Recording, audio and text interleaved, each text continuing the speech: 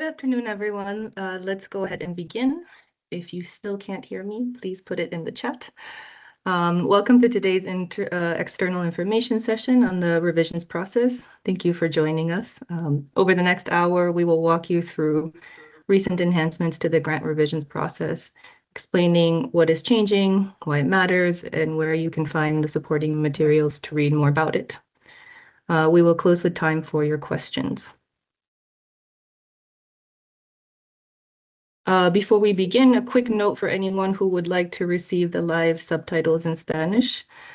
MS Teams ofrece una función de traducción automática. Para activarla, siga los pasos que aparecen en la pantalla.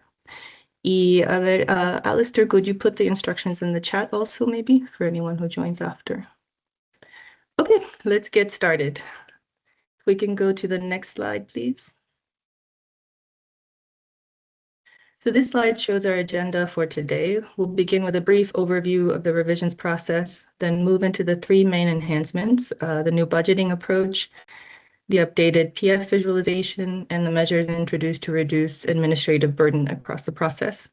After that, we'll recap the key messages, share resources, and conclude with questions and answers. So with that, let's move into the first section, which is the overview of the revisions process. As you can see, revisions is a critical grant lifecycle process when we think about it from funding requests to closures. It's what allows us to adjust to the changing context and to the things that come up during implementation. Of key note is that there are 5 different types. These are selected by your country team, and the types depend on what the content of the revision is and have a slightly different process. I think with that, we can go to the next slide. For your information, we do have today's info session in English with the live subtitles in Spanish, and we'll have a follow-up session tomorrow at 3 o'clock Geneva time in French.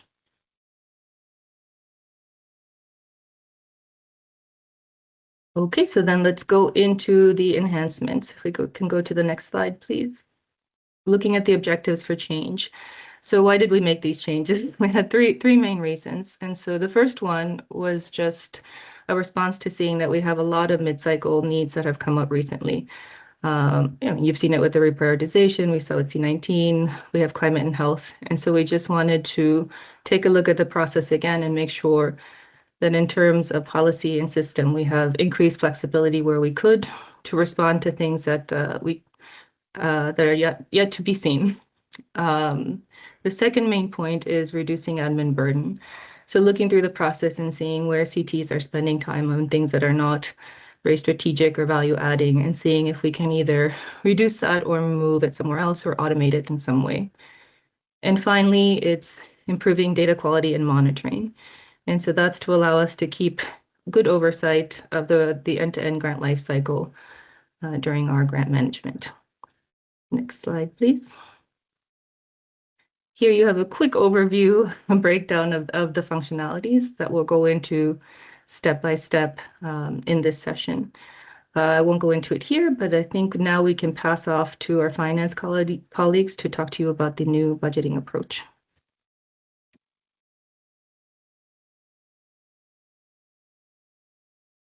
Yeah, hello everyone. Welcome to the session again. So I'm Fadil. I'm the Grant Finance Manager in Western and Central Africa. So I'll be taking you through the new budgeting approach and what it means in terms of budget revision. So as you have seen it already with the new policies that were introduced in February of 2023.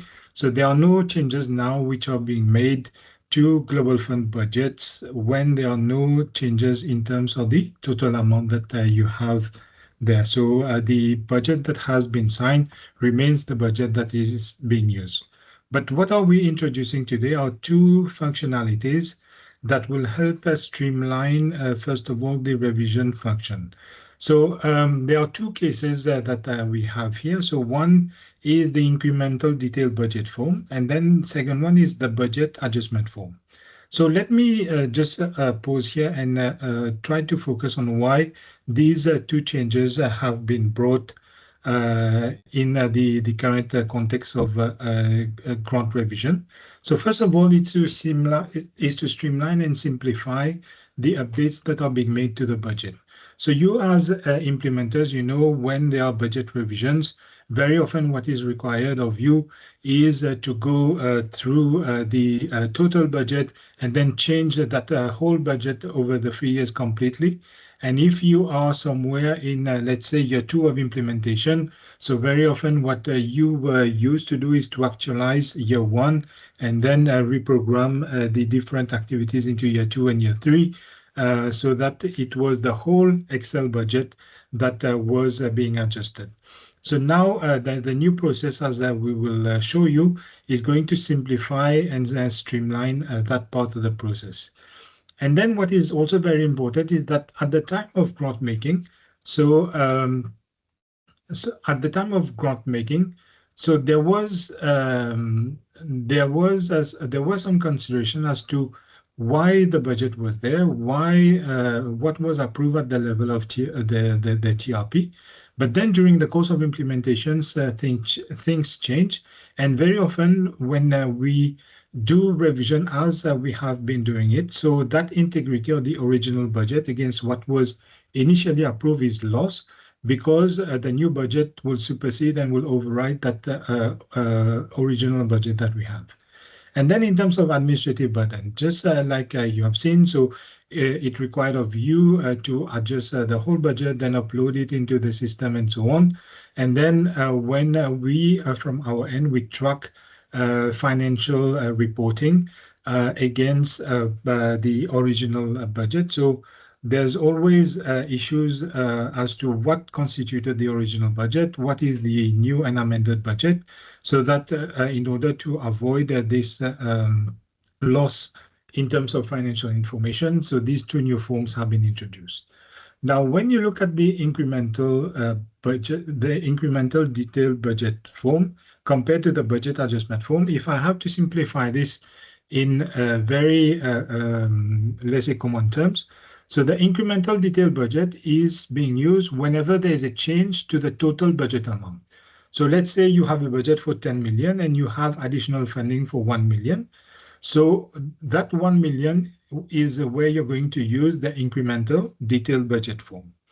Now, if you have, let's say, material budget revisions, meaning that you are changing the investments between, let's say, cost inputs or between modules and interventions, or even by implementer, but in the absolute, there's no change in terms of the total amount of the budget. So let's say you have a budget of 10 million, and then you're making you're reducing, let's say, your investment in vector control by 1 million and moving that 1 million into case management.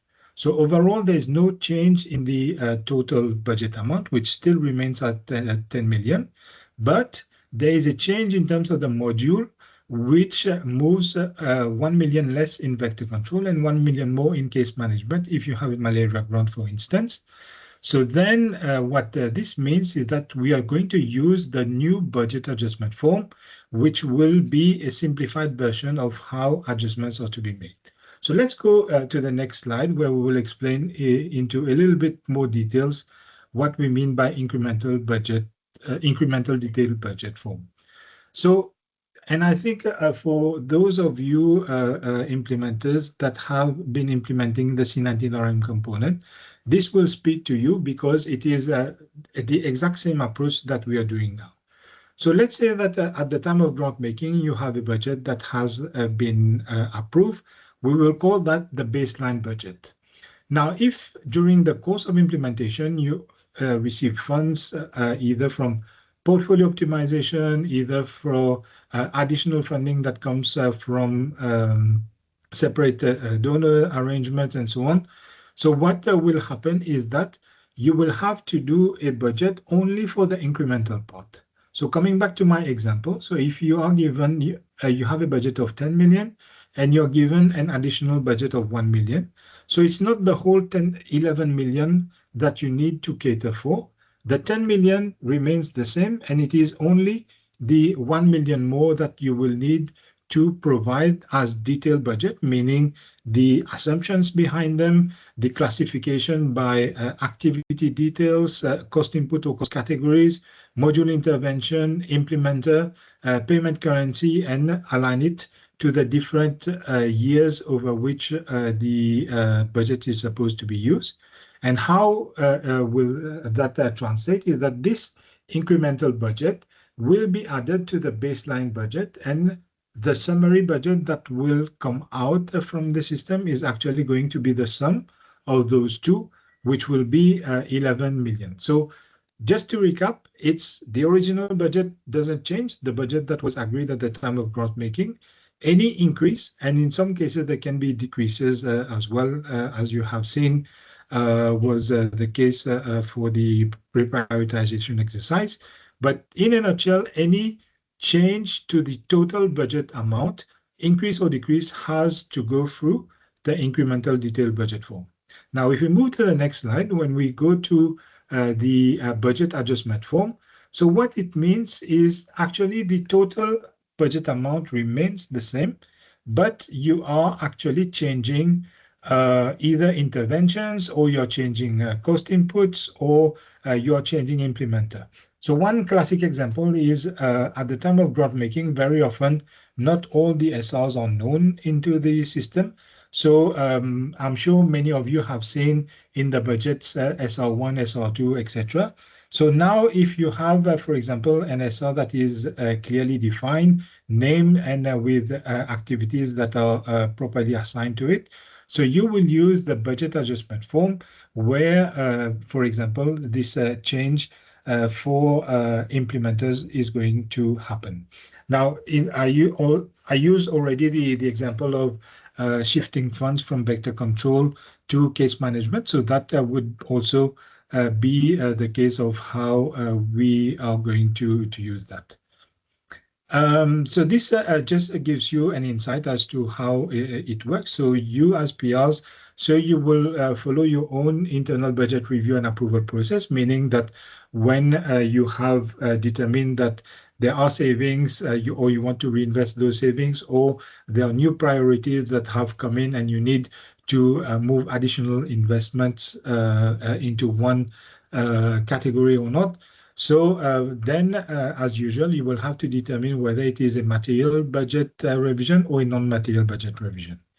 If it is a material budget revision, as defined in the budgeting guidelines, so then what PRs will have to do is to seek agreement from the country team in order to process the budget revision. Because remember that this falls outside of the scope of what PRs are allowed to shift as a result of material budget changes.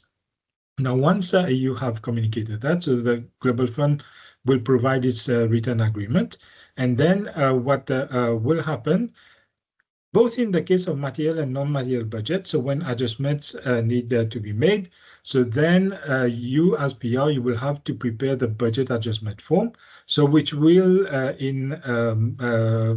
take the form of a summary budget with adjustment columns for plus and minus for activities and interventions that are receiving the additional funds, and minuses for, of course, the line items that will give out the budget in favor of the new activities or interventions. And then what will happen is that this will be submitted in the system, and the Global Fund will review and approve the budget adjustment form, and this will be the end of the revision. So it's very much streamlined. So I'll pass the floor now for some insights as to how it works in the system. Thank you.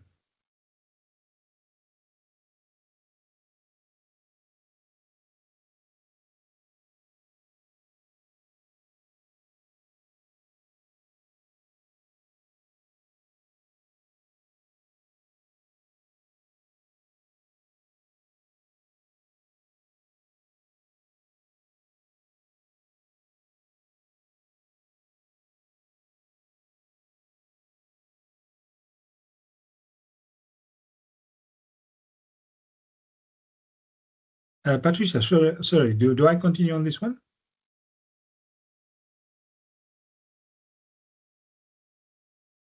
I'm sorry, Vadil. I understood it was someone from your team, but I'm happy to do it. Or you can go ahead. Yeah, okay, sorry. Basically what happens in the system is once you are through onto the portal, so you will request access to the form. And how it goes, I'm pretty sure that you all recognize that landing page. So on that landing page, so you will see there is a new section that appears here, which is basically the financial management section. And if we move to the next slide, so what you will see is under the financial management section, so you will have to use the country and IP name to refine your search as to which IP or grant that you are trying to adjust. And then towards the rightmost part, there will be that icon, that paperclip icon, where you can click on it, and then what it will do, it will open the budget adjustment form. And once you open it, there will be a button that appears, which is about generating this budget adjustment form. And how once you click on this, so the budget adjustment form will appear and a working version will appear on the screen. So what it means by working version is that it is something that is at the PR's discretion to amend and to adjust, and it's not submitted form. It's not yet submitted to the Global Fund. So you will see on the next slide. So yes, this one. So what you will need to do is scroll down to the page to access the budget. And just like any normal budget, it is broken by module interventions, cost input, and implementing entities. And all files that you would want to attach can be attached by the way of the Documents tab, just as is the case when you do any reporting or any budget upload in the system. So what you need to do is, if you want to make any adjustment to the budget, so on the bottom rightmost part of the screen, you will see the Add button that is there. And once you click on the Add button, so then you will see that there is a series of information that you will need to provide. So it is by implementing entities, so what are the adjustments that are being made. And on to the next slide. So there you will see that the save changes that are made are reflected on the main page, and they are sorry, also listed on the budget adjustment section, so which will appear on your screen as is.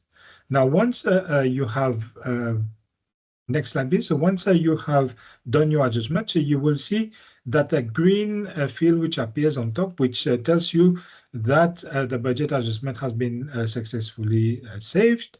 So this is a confirmation to you that all the data that you have provided is not lost.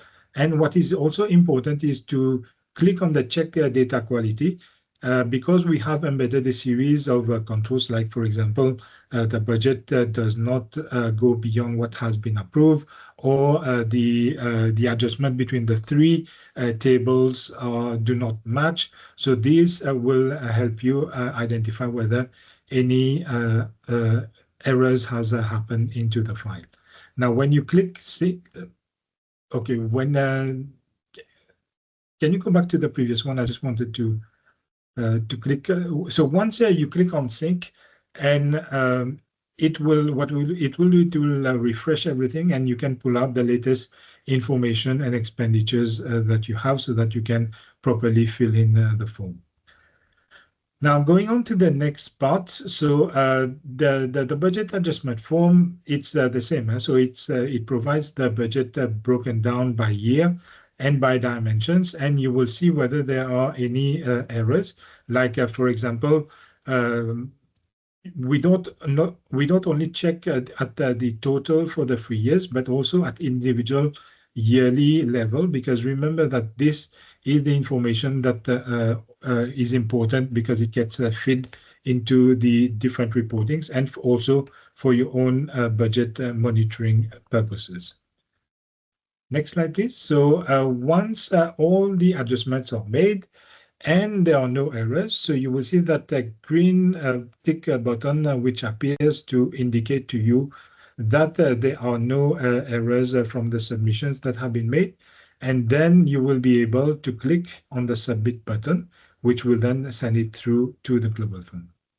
So once you have submitted that, so the form status will change. So now it is no longer PR to fill in, but it will be Global Fund to review. And one important aspect is that the Global Fund will review and validate the information that you have provided. And once this review is completed by the Global Fund, so the budget adjustment form will be available for you for access in the latest completed section. And then what is important, how do you see that the Global Fund has approved? So the form status will be changed to completed, and there will be a date that will be stamped against it to identify the date on which the completion happened. Now, so what is also important is that if you want to keep track of the previous versions of the budget, so this is provided in the tab called Archives. So if, for example, there are multiple adjustments that happen during the lifetime of the grant, so this is also going to be available to you so that you can have a quick refresher onto these figures as well. Right, so how do we go about now, and what are the go-live versions? So we are targeting to release these as from 11th of December onwards. So both the incremental detailed budget and the budget adjustment form. So the policies will be adjusted and published accordingly. And this is why we are having this information session today, because we wanted to give you an insight as to what are these adjustments, how things are going to be simplified from your end, but also to provide you with some insights as to these two different forms. So if you have to retain something from this, there are two forms now which are applicable for revision. One which is applied in the case of additional or reduced funding, so which is the incremental detailed budget form. And the second one is when you process material or non-material budget revisions. So these are the ones where there's no change in the total budget amount, only changes into the different categories of the three tables. So this is where you will be using the BAF. I'll stop here and hand it over back to you, Patricia. Thank you. Thanks very much, Fadil. And I saw the questions are coming in, so please keep posting them. We'll get to them at the end. Before that, I'll go into the second enhancement we have, which is visualizing the performance framework. If we can go to the next slide. Thank you. So as far as the performance framework, where we want to end up is a fully digitized online performance framework, but it's a huge lift technologically. And so we're doing it in stages. So for the revisions process, what we'll have is a visualization of the PF. So it's still populated in an Excel. The Excel gets attached in the partner portal. And then the data is read, and you'll see the data on screen so that you can see exactly which data you're submitting. In the future, and likely for grant making, you'll get the digitized version. Now let's go through, I'll show you a couple of screenshots of what this looks like for you in the portal. So if we go to the next slide, here we have an open and active revision. And if you have a performance framework in that revision, you'll have this tab up top that says performance framework. If it does not exist for that revision, the tab will not be visible. And so in order to make changes to the PF, you would still go to the download revisions form tab like you do now, and download the PF plus any other documents. And if we go to the next screen, you'll see that. So you'll download your Excel PF, make any changes in there, and then come back into this attach and submit revisions form tab to attach your Excel. And as soon as you do that, that data is read. And if you hop over to the performance framework tab, then you'll see the data that you've just attached, and you can visualize the data that you're going to submit. Once you click on the tab, it looks like this. You'll see that the visualization is a bit different than C19. It follows C19, the C19 online PF that we have right now, in its sort of vertical approach. But you have a lot more tabs. So you see the tabs at the top, and it opens on the overview section when you start. If we go to the next slide, you can navigate through the different tabs and expand the sections as needed. And if you need to make any changes, you would again make them at this point in the Excel form and reattach it, and then come back and look here and make sure that your changes have come through before you submit it. If you're ever wondering what is your latest version, especially as we get some revisions that have the PF attached multiple times, whatever is actually visualized under the Performance Framework tab is considered the latest version and is what will be or was submitted. That's okay. We can go. That was the end. Let's go to the smaller enhancements that we're trying to address the administrative burden.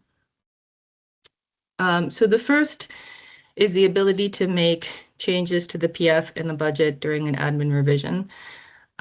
This was something that was loudly called for across the organization and also across PRs, just to say that there are some type of changes that shouldn't require the full revisions process because they're minor.